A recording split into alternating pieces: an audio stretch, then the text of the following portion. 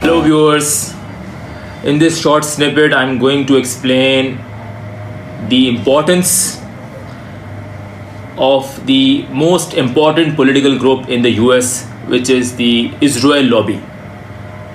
The ontology, the words is very important. It's Israel lobby, not the Jewish lobby.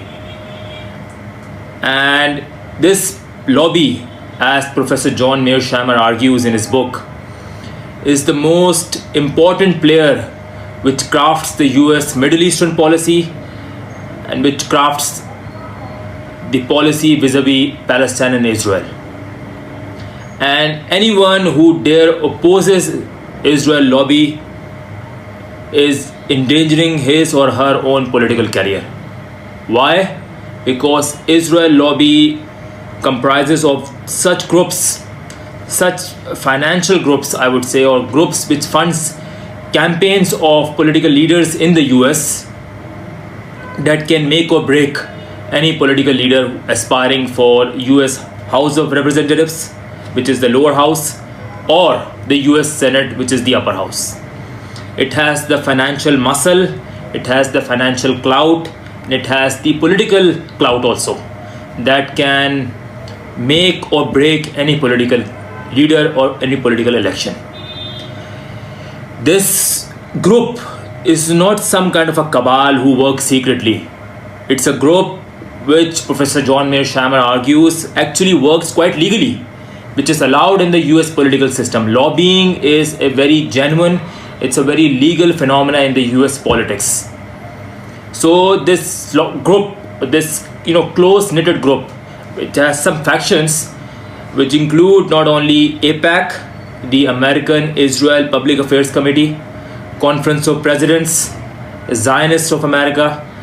All these groups, basically what they do is, the main function of these groups is to basically fund political leaders for senatorial and House of Representatives elections, and they basically provide electoral funding to political leaders.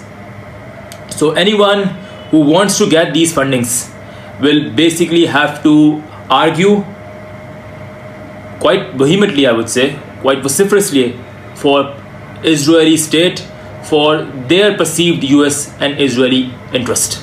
And anyone who dare disagree with them will have a political clout against them, the political weight of these groups against them, which would invariably, because of the power of these groups have in the US, that more likely or not, these political leaders who oppose this lobby will find itself a kind of fighting a losing battle.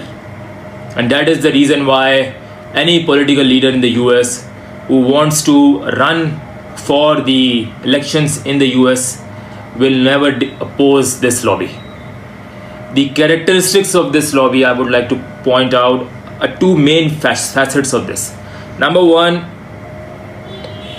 it is primarily a Jewish dominant group, but that does not necessarily mean that the whole lobby comprises of American Jews, because it has a significant factions of Christian Zionists also, who believe that the state of Israel, the creation of the state of Israel in the 20th century harbors or signals the end of times as the rising of the Christ would be raised from this land of Israel. That is the reason why Christian Zionists actually support this lobby and in the state of Israel. And therefore, it's a mix of these very dedicated, very politically motivated American Jews who wants to support the current policies of the state of Israel, combined with the clout of the Christian Zionist that comprises the lobby. And that lobby includes not only these political groups which lobbies for certain candidates, it also have ingress in the US media, in the US government, key positions in the US government, which frames the US foreign policy, which frames the US security policy. And it also has ingress in the US academia, all this kind of loose elements of the lobby makes it so powerful.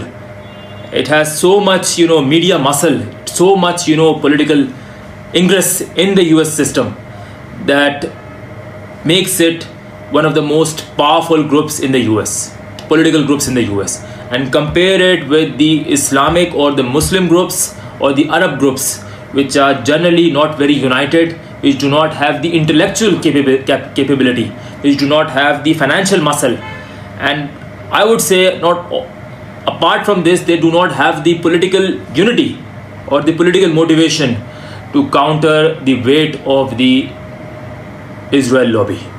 In a way, you have to admire this group because of their dedication to the cause. But in the same way, it's a kind of sad to see so much intelligence, so much intellectual capability being wasted in a cause which is unjust, which should be opposed on moral values. That's what I wanted to say about the Israel lobby. Thank you so much.